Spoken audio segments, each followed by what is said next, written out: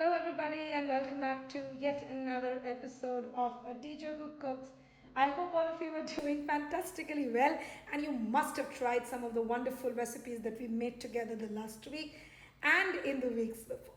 Today, we are making the Mutton Paya Soup, or that goes by the name bone broth. So, this soup is not only a healthy snack, but it is also very rich in protein, and it actually acts as a healer for the damaged tissues that are and that cause the inflammation when it comes to Crohn's and colitis.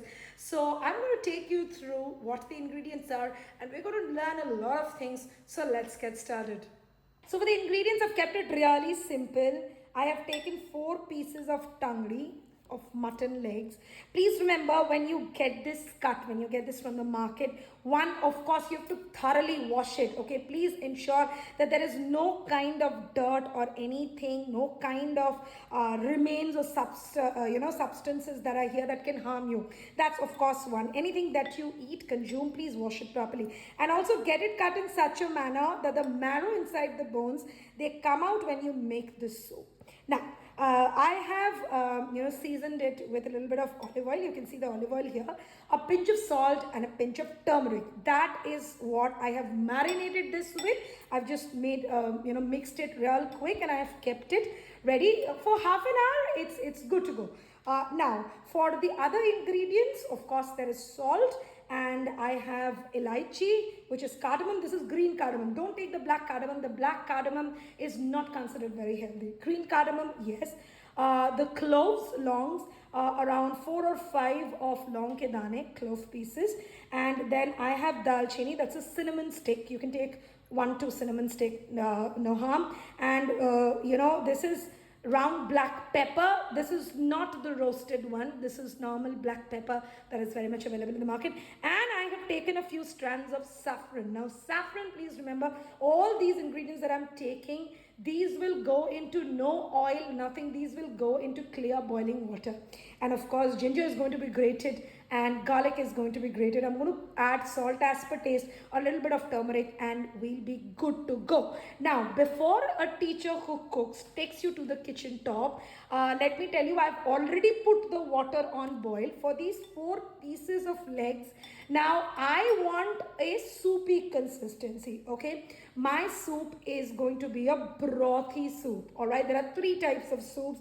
You can say they are brothy, you can call them earthy. Now, the earthy ones that have chickpeas, and they have all the kinds of vegetables that are gajar, they're rich in vegetables, all right? And then the final one, you have the creamy soups that have the mushroom, they have spinach, they have butter. But always remember, it's not that the creamy and earthy are not healthy for Crohn's. Mine, for my family, for my husband, a brothy soup is healthy for Crohn's. All right. If your family is okay with vegetables, you are more than welcome to add vegetables. But always remember, dairy of any kind is inflammatory when it comes to Crohn's and colitis. So you would better avoid this. Of course, again, symptoms differ person to person. Mine is completely based on my experiences. All right. Before we move on, let me tell you, today we are making a broth or a stock, right? It also goes by the name stew. Howsoever, the word stew is no longer used in regular English, because once again, remember I told you that there is a bad side and a good side of English language. So the broth or a stock is what is regularly used. Howsoever, the stew is something that was also used for brothels in the earlier centuries. So it's not very considered a very good English, but yes, you can always use it. It's gone long back. It's dead with time, and it's used. Well, I do have a number of names of the soups and what are the different names that a soup goes by. So let's go to the kitchen top, and we will be talking about the soup as I show you how to make a wonderful, nutritious and healthy paya soup or a bone broth. Let's go to the kitchen top. So I had put the water on boil with a little bit of salt, so it looks like this. The water has come to a boil, and I have crushed the ginger and garlic. I'm going to put it here. Well, let me tell you something. All these ingredients that I'm using here are anti-inflammatory. And what is anti-inflammatory? See, in Crohn's disease, what happens is that there are certain kinds of ulcers in the stomach. Now, please do not confuse it with any kind of peptic ulcers or stomach ulcers or stuff like that, okay?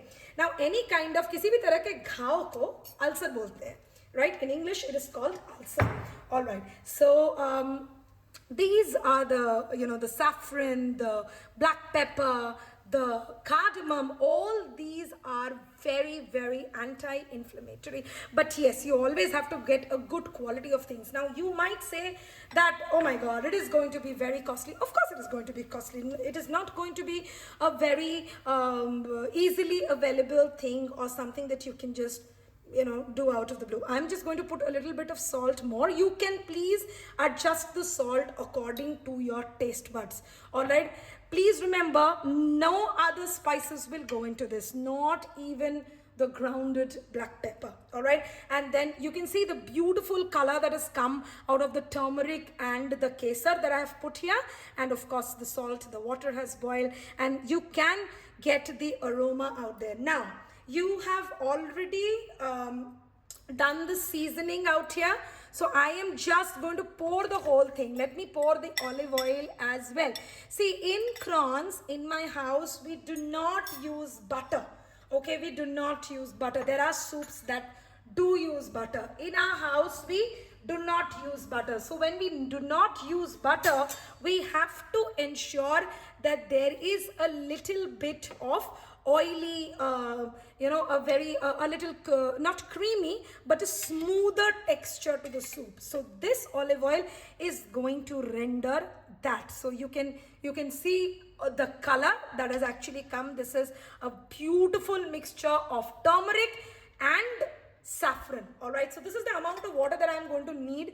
If you need a brothier soup, you are more than welcome to put more water in it, or you can put less water in it.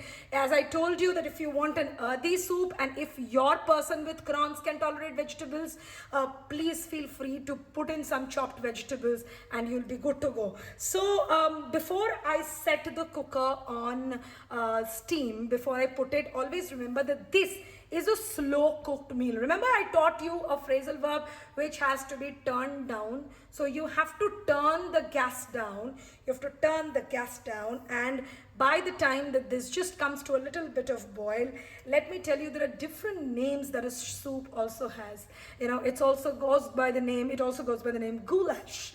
This is one name that comes for the soups that you consume. There's also a name called chowder, and also something called bisque. So if you are bored using the name soup or broth or stew, for that matter, you're more than welcome to use it, right? So it has come to a boil. I have turned the flame down, and I am going to put it now on steam. Now remember, you have to put it on steam for 30 minutes. This will be slow cooked meat, so that the entire marrow, the collagen of the bones, they just come out and they heal you completely and properly. Now here, I'm going to set the timer to 30 minutes, and I will see you with the plating after 30 minutes.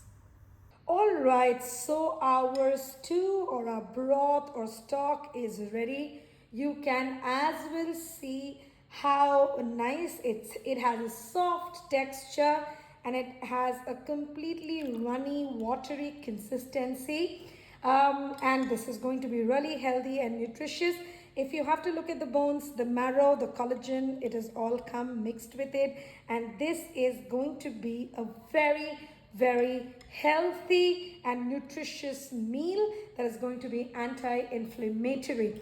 Now, I do know that a few minutes back when I just spoke to you, I do know that all these ingredients that we use here, They are pretty costly ingredients, but it is just a request to all the ones who are suffering from Crohn's and colitis that we do have to bring that little amount of change in our lives, because so that the patients who suffer from those stomach cramps, they would actually be relieved. So I urge you to use the ingredients as much as you can. If please don't use butter, please go ahead and use ghee. These are the little changes. If you can make ghee at home, nothing better than that. All right, so this is a brothy soup that is ready, and you can soup it up. You can soup up something, soup up something as always, make it attractive. You can soup this up with a little bit of dhania and a little bit of coriander on top if you want that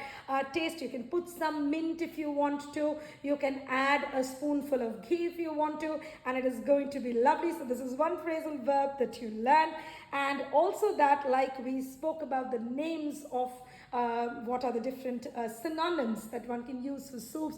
Also remember that there are other synonyms as well. This goes by, it is pronounced as gaspasso, and this is pronounced as bouillon, and this is pronounced as consommé. So all these are the different names of the soups. These are the different synonyms. So we have now made a hearty broth for us. We are going to go ahead, enjoy that, and I will see you all soon with another video of a teacher who cooks. So until then, keep learning new things, keep cooking, and keep enjoying. This is a teacher who cooks signing off. Take care. Have a great day. See you soon. Bye-bye.